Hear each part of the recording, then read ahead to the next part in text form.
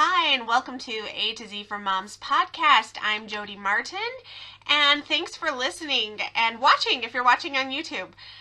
If this is your first time listening to our podcast, our weekly lineup is as follows. Motivational Monday, kick off the week with inspiration and self-help. Teaching Tuesday, homeschooling insights and educational guidance. Whip It Wednesday, culinary adventures and cooking tips. Parenting Perspectives on Thursday, get advice, stories, and support for parenting. Food Storage Friday, learn about food storage and preparedness. And Money Magic for Moms on Saturday, discover entrepreneurship and ways to make money from home.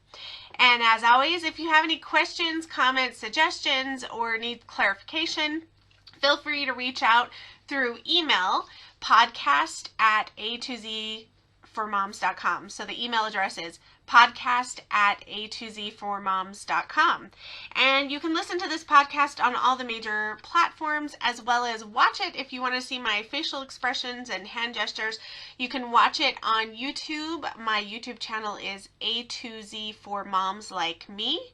And that is also my TikTok, A2Z for Moms Like Me. If you want to follow me on there, I would love that. So let's get into today is Teaching Tuesday, which is all about homeschool and insights, educational guidance, things like that. I homeschool my youngest two daughters and have for a few years now. So every podcast we cover four main talking points. So for today's podcast, we're going to talk, the theme is weekly homeschool schedule. And that's one of the biggest things I get asked a lot is how do you maintain a schedule? What kind of schedule do you do? All that kind of stuff. So we're going to be talking about number 1, school year goals.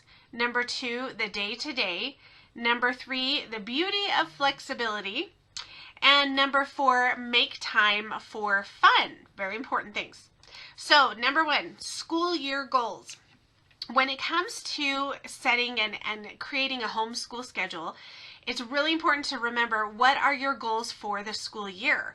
And obviously a lot of times the goals, your school year goals are going to be long-term goals, right? We're talking the typical school year is from August to May. So those are some huge goals. What I find is easiest is to work backwards. So determine what the school year goals are and then break it down to monthly, weekly, and even daily goals. So for example, we had last year we were doing science, and I got this science workbook that I was able to order online, and I think it was one of the 180 days, but it was fantastic because I love that series. They have 180 days of science, 180 days of math, 180 days of social studies. That whole series is really neat because it really lays it out for you, and it'll say like week 1, day 1, day 2, day 3, day 4, day 5, and then week 2, and it has it all there for you. It's so awesome. And I'll share the link, my Amazon affiliate link to that series in this blog post, as well as on the YouTube video. If you look in the video picture down below, or the comments, it'll be there. You know where to look. So, okay, so we'll have that. But what I did was I got the science one, and I loved it because it said each week had a different topic. So let's say week 1 was the water cycle. Week 2 was plants. Week 3 was whatever, and it had it all broke down. And then they would have the 5 days on that topic. And that really helps a lot when you're trying to be organized and have your schedule for homeschool, because I mentioned before that I do a desktop calendar. Well, now I have a chalkboard one, but at the time I did a desktop calendar. And so it's huge. I put it on my wall, and we would map out our days. For us, we choose to do specific topics on specific days.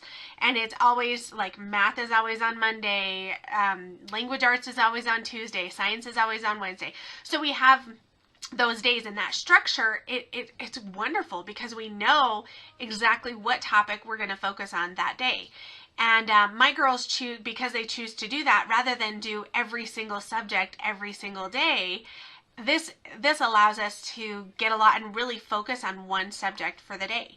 And so we just do all 5 of the worksheets on that day. So instead of 1 a day for 5 days, we just do all 5 of them on that day.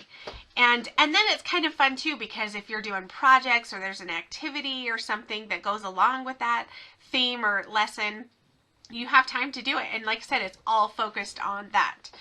But I really loved how it had it broke down. I went on my flip calendar, and because Wednesdays are science day, I just went in every single week and I wrote down the theme of that week's lesson. So I opened that 180 days of science, and it said, week 1, water cycle. So I would write on the first Wednesday that we were doing water cycle, the next Wednesday, plants, and I had it all planned on there. The cool thing about doing the desktop calendar where you can tear off the pages was I could do that. I could literally plan out my whole school year, and all I had to do was tear off the page, and there it was for the next month, and it was already done for me. I did it at the first of the school year, and it was awesome. The downside now, so now I have a chalkboard calendar, and I can't, that's the downside, is I can't plan in advance like that, but I do like other features about the chalkboard calendar, and I figured the chalkboard calendar I buy once and I can use it forever instead of buying a new desktop calendar every single year. So it's just a personal preference. I still like the desktop calendar. The chalkboard kind of matches my farmhouse style in my house anyway, so it just worked for me. But either way, you could also do, if you did the chalkboard calendar, and then you could have just a small notebook size calendar for the year and have everything planned out. And then when you do your chalkboard or dry erase or whatever, you just refer to that one and just copy everything that's in there on that calendar. It's another option.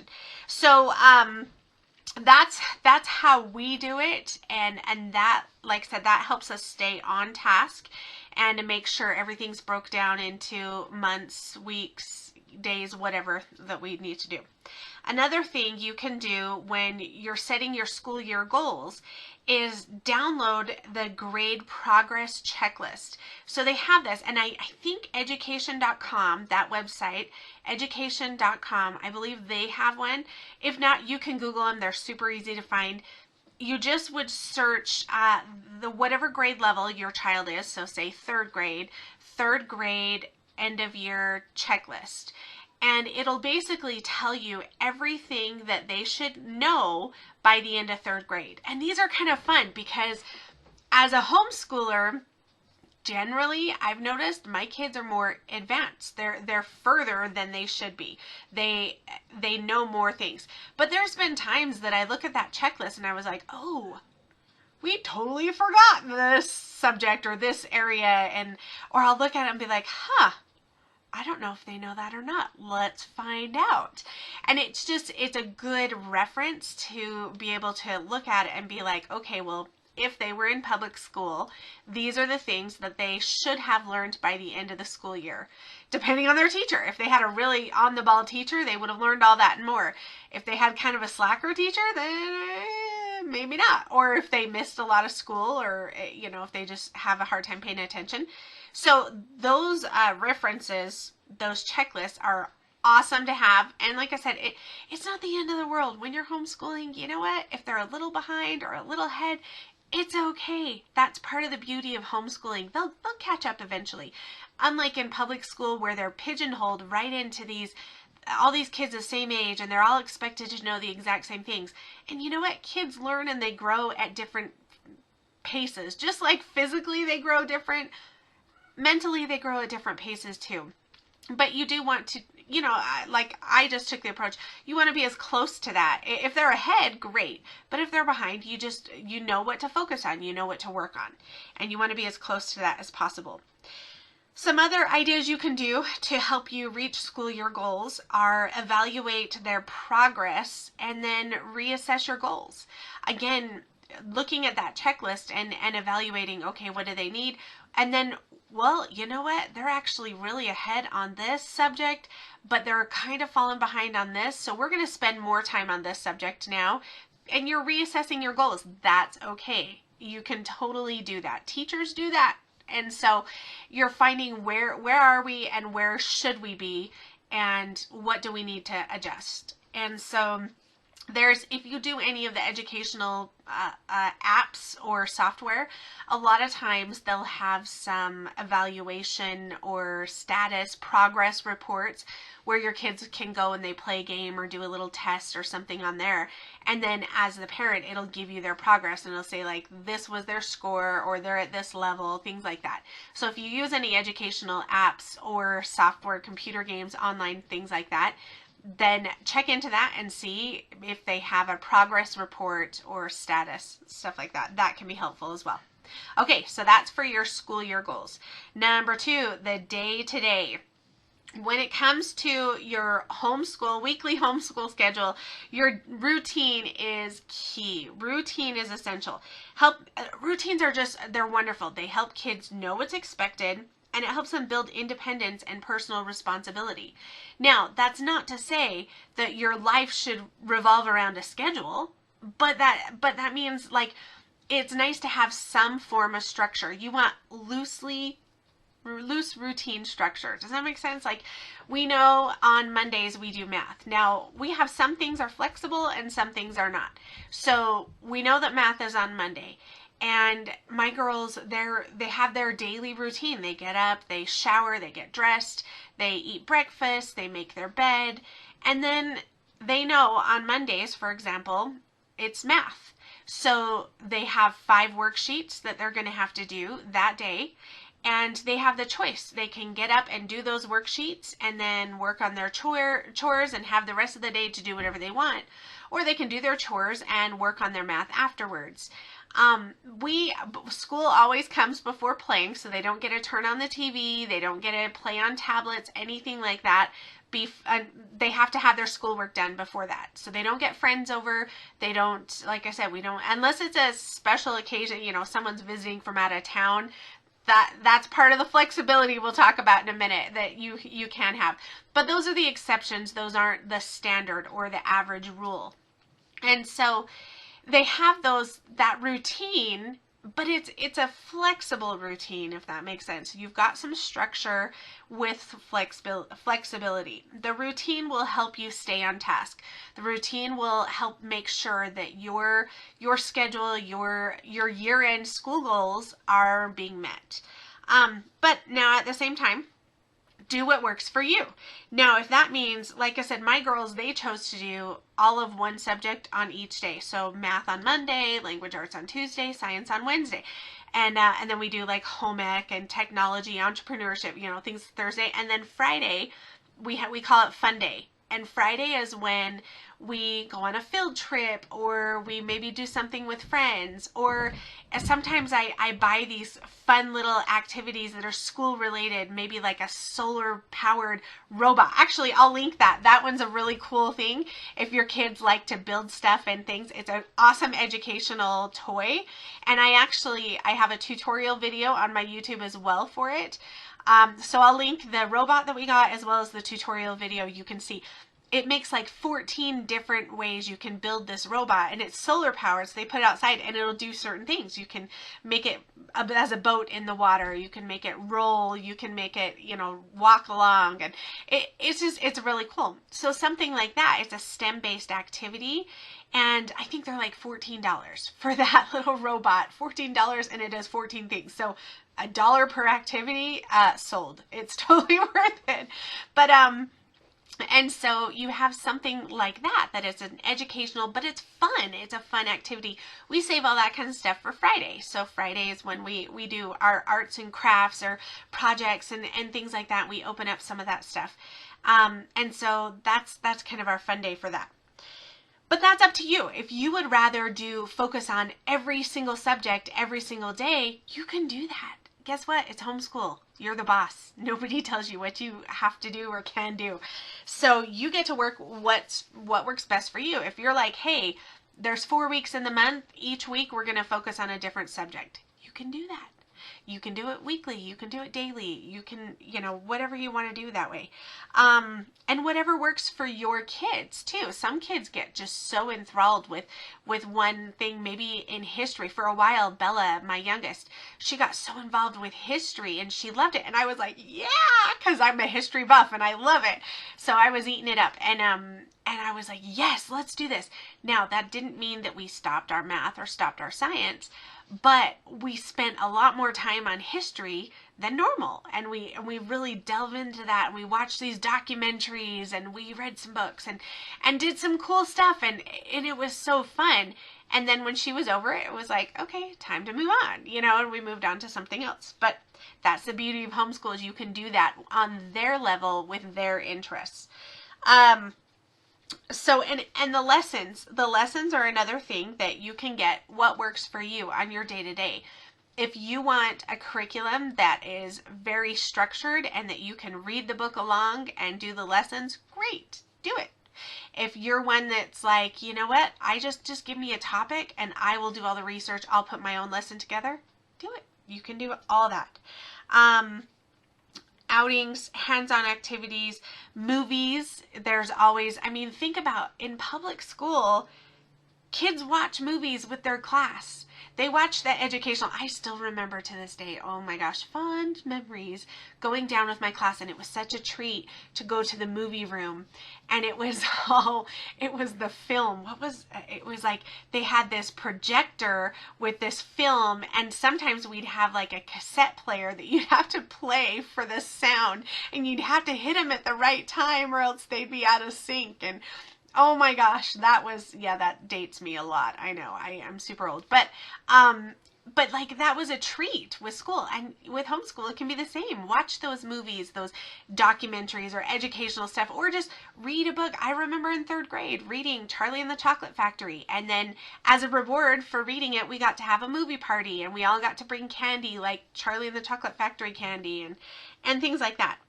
So that's stuff that you can do with homeschool. They don't think that, public school, they do have some fun. They do activities and there are some things like that. You can do that and more doing homeschool. There's apps. There's so many learning apps. I've shared some of those in my other podcasts about homeschooling and things. So you can go back and look at that.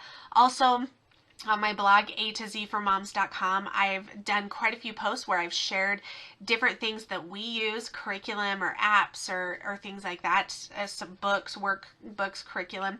So feel free to go through there and see some of the stuff that we've really enjoyed and used over the years. Games are another one. Games are so fun. And you know what? There's so many skills that kids learn from games.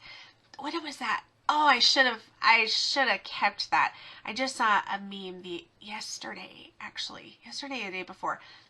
And it said, I'm going to totally butcher it because I'm trying to go off memory, but it said something about to learn something, you have to physically repeat it. And it was like ridiculous. It was like 1,200 times or something like that.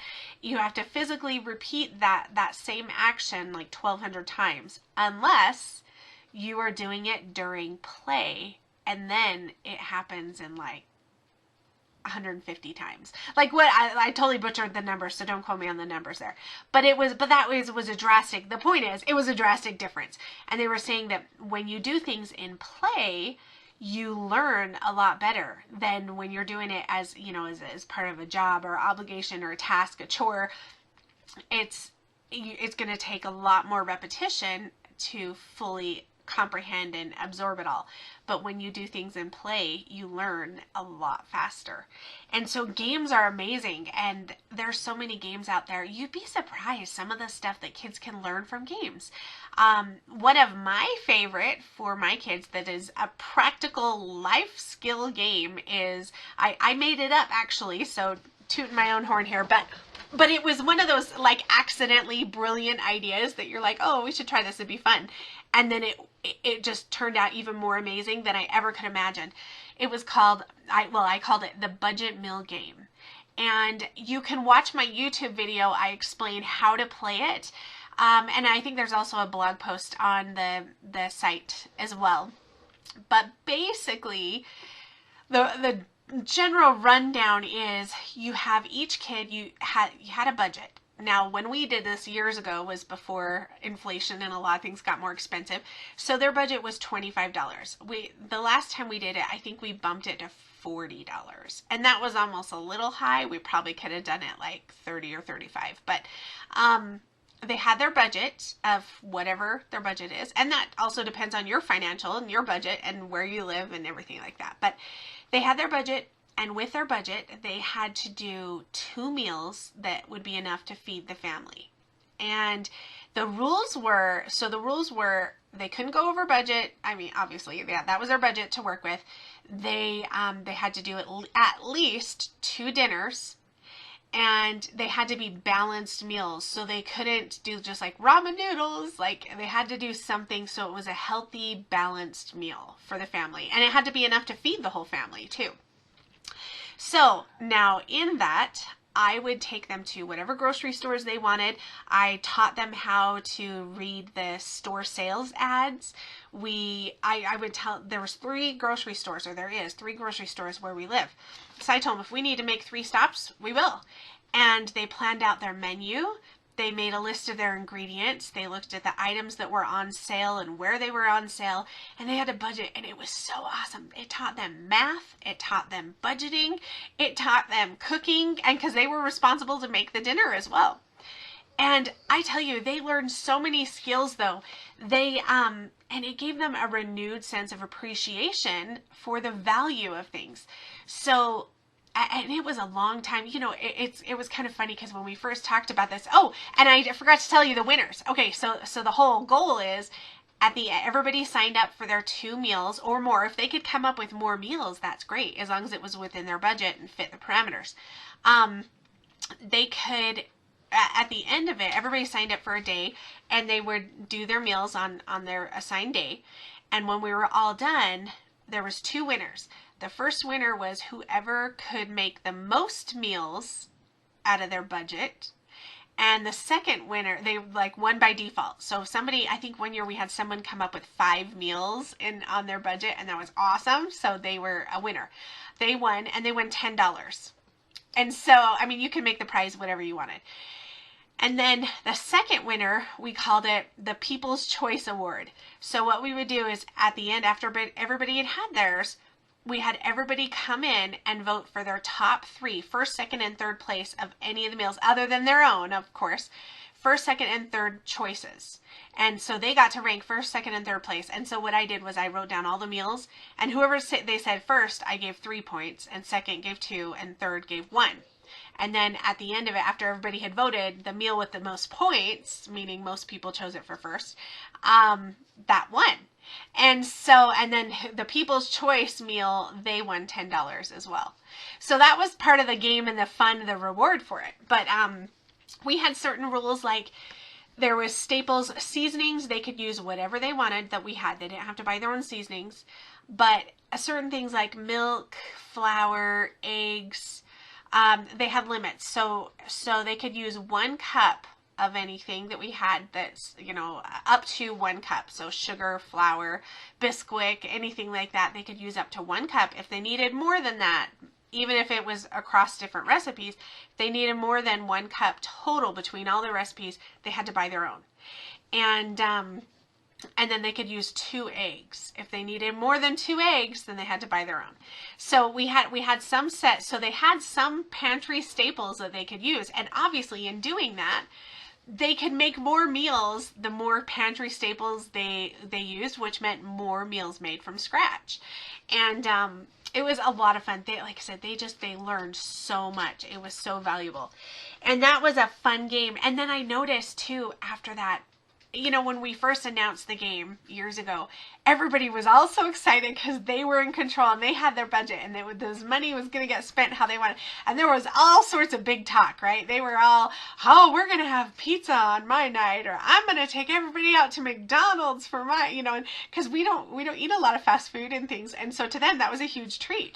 And they're like, oh, I'm going to buy ice cream cones or whatever.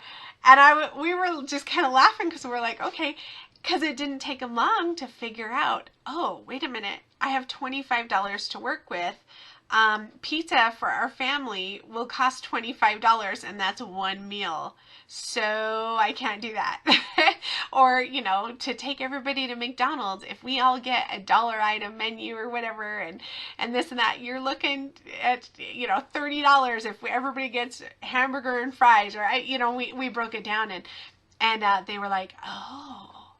And then taking them to the store, there's all those treats and things like the Hostess cupcakes or whatever, stuff like that kids always want and they always ask for. And when it was their money and it was coming out of their, not their money, but coming out of their budget, it was a different story, because they were like, oh, that's like $6. That's and suddenly it was a whole new perspective, and it was fantastic. As parents, you're like, nothing brings you more joy, and to have them relate and understand. And they learned that way through the game, and the kids will do that. So you can play so many games. Last night, as a family, we all played Cover Your Assets, and that's a fun little game. And there was a lot of math at the end when everybody totals up how much they got, and they're doing their math and they're adding, and so there's always ways that you can use games as educational but fun ways. All right, so we've talked about school year goals, we've talked about day-to-day, and next we're going to talk about the beauty of flexibility. One of the great things of homeschooling is your flexibility. So even as important as your schedule and your routine is, it's so wonderful to have that flexibility for sick days. If it's not, have you ever had your kids where they miss school and then they go back and they're like behind because everybody didn't wait for them. They just kept learning what they were doing. And then your kid comes home, they're like, oh, I've got so much homework to catch up on, or whatever. They're behind because the whole class kept going without them. And with homeschool, it's different. It's not like that. If they're sick, you stop. And when they're better, you pick up again. And yeah, you might, depending on how long they're sick, you might have to double up, or, okay, well, they were sick on Monday, so now Tuesday we've got language arts and math or whatever. But it's really not that hard. It's not that hard to catch up. Sick days, holidays are another great thing.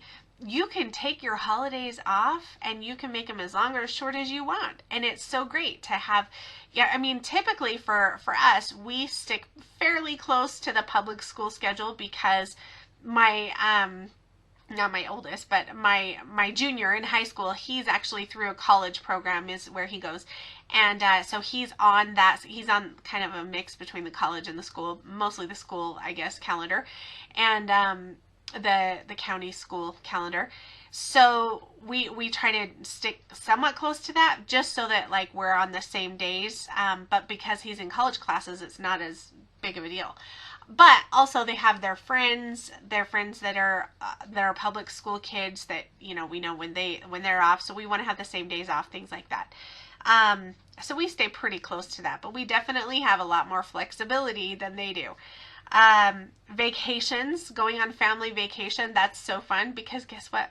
We can take our workbooks with us.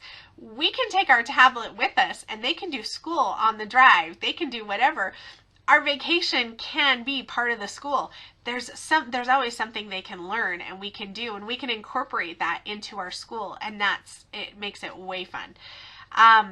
You can determine when you start school. So for example, because we do the homeschooling through My Tech High, I think their official start day is usually in September sometime. I want to say even the middle of September until like the middle of May. Well, we usually, because most of the public schools here, they start in the middle of August. So we usually start about the same time as the public school, just because their friends are in school where, and they're usually so excited to start. We're like, okay. So we start a little earlier, which means we have that flexibility. We're ahead of schedule all year. We can end earlier, or we can take more breaks throughout the year. And it's so wonderful to have that flexibility. And you can choose when you're homeschooling your schedule. If you want to do a year-round school, you can. If you want to do summer school, you can. Because of the way that we do it, we apply so much of our just life skills in our curriculum, in our homeschool curriculum, that really the only thing we take a break from in the summer is math. So, which, I mean, my Addie, my sixth grader, is super excited about that because that's not her favorite subject. But really, I mean, all the other stuff, we don't necessarily do the workbooks and the assignments, but we do so much learning activities all the time. We just incorporate life skills, and it's part of our life that it doesn't feel like school, if that makes sense. And you can do that. You can do summer. You can do year-round school. You can do it however you want to do it. That is part of the beauty of flexibility.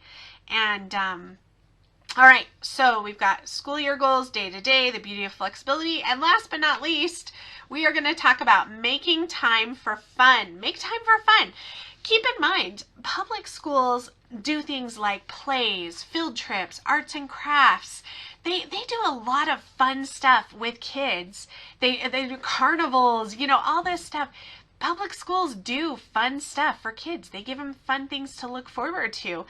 You can do that with homeschool too. You can get them involved in their local theater group. Get them in some plays. Theater groups, or if you have a college or university, sometimes they're looking for child actors to come and be a part of a play and do a role in a play. Some things like that. You can do field trips. You can always do field trips. It's anywhere you go can be a field trip. We've taken our girls, I talked about on another podcast how we took them to a local ice cream place where they make ice cream using nitrogen. Is that what it's called? Nitrogen? Liquid nitrogen. Yes, liquid nitrogen.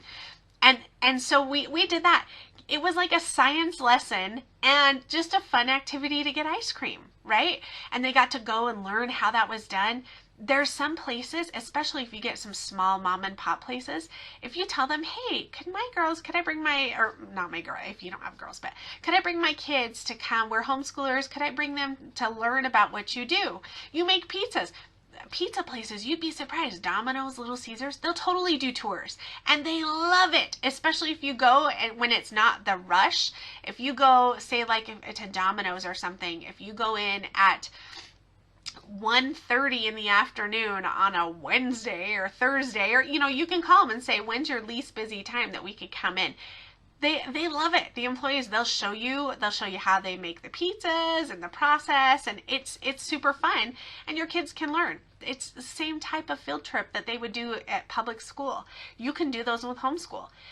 You can find out local historic sites if you have historic sites in your area, or hikes, or there's just so much you can do for field trips. Arts and crafts. One thing my girls really discovered this last summer was painting rocks. And there's this whole group here it's called Utah Rocks or Cedar City Rocks or something like that. And basically people paint rocks and then they hide them around in public places like at parks and stuff. And you can go and you can find them, and then you can go in the Facebook groups and be like, hey, we found this rock at this place and we hid it again or whatever. It's kind of like an Easter egg hunt but it's rocks. And sometimes if you find a really cool one, you can keep it. But that's a really fun, and it's a rock. Not to quote Bug's Life or anything, but it's a rock. So it's not like it's a huge financial investment. You can paint it. You're going to spend money on the paint. And that's about it. So there's that kind of stuff you can get them involved in. Geocaching is another fun one that they can do some activities there. There's an app my husband really enjoys called Munzie, and it's kind of like geocaching, but it's a little sticker and you scan the sticker. And then you get points for putting stickers out for like every time someone scans one that you've hidden, and you get points when you scan other people's. And it's kind of a neat little, it's like a fun exploring app and game. And so there's some fun stuff like that. Also, there's homeschooling co-ops. Find out, depending on where you live, find out if there's any other homeschoolers. Get together, do some activities together, or set up some play dates. And at Christmas time, one of our favorite things is Christmas time to build gingerbread houses together, have a little party, have a movie party, start a book club. There's all sorts of things that you can do like that with other homeschoolers, and create your own groups or join one if there's already one out there. Some other ones would be sports. Most cities have children's sports that aren't run through the schools. So AYSO soccer, for example, T-ball, and sometimes even the schools, the public schools will do camps like a dance camp or a cheer camp, and those are open to anybody. You don't have to be a student or a public school student to do those. So lots of things they can get involved with that. We've already talked local theater groups, planning field trips, new crafts and hobbies. The other cool thing is there's no restrictions. So in public schools, for example, here's an example. Because we have a farm and I grew up on a ranch and my husband grew up on one, we grew up with some outdoor things such as archery or shooting guns, right? That is not stuff a school, a public school, could take students to a field trip. Hey kids, we're all going to learn how to shoot 22s, or we're going to get a BB gun and shoot cans, or we're going to learn archery, because they're considered weapons, right? But you can do that as homeschooling. You can learn about archery, you can learn about guns, and you can learn about knife throwing or whatever. I mean, you can learn about juggling. You can learn, not that juggling is a weapon, but I guess it could be. But depends on what you're juggling. But you can choose all those things, and you don't have any of the restrictions and limitations that public school does. Also with religion. If you have religious things that you want to teach, it doesn't matter what your religion is. If you have religious beliefs or traditions, things like that you want to teach, you're not going to have those restrictions that public school would have in teaching. They can't teach religion. And so you have the opportunity to apply that stuff and make it fun. So, all right, we've covered school year goals, day to day, the beauty of flexibility, and making time for fun. I hope that was helpful for our weekly homeschool schedule, Teaching Tuesday, and hopefully you learned stuff. If you have any questions, be sure to send me an email, podcast@atozformoms.com. And again, some of the products that we use and things like that I've discussed in this podcast, I'll attach the affiliate links below. But if I forget or you don't see one that you want to, just shoot me an email.